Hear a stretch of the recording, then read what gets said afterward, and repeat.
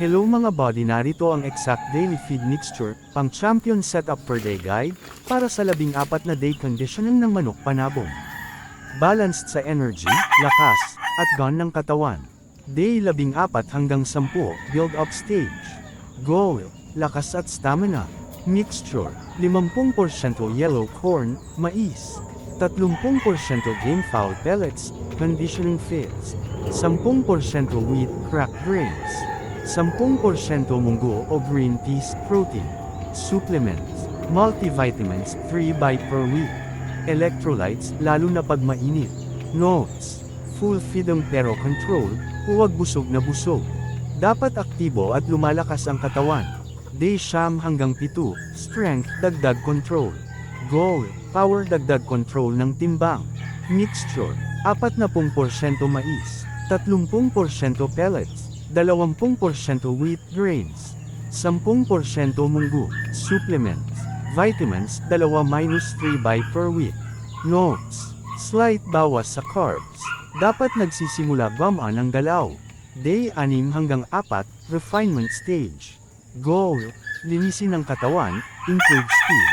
Mixture, 35% mais, 30% pellets, 25% wheat, 10% munggo. Notes, mas controlled feeding.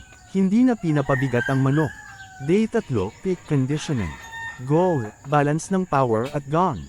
Mixture, 30% mais, 30% pellets, 30% wheat, 10% munggo. Notes, sakto lang ang dami.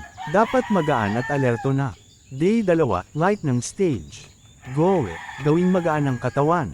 Mixture, 25% mais, 25% pellets, 40% wheat, 10% munggo. Notes, bawas carbs, mas konti ang pakain. Day 1, before laban.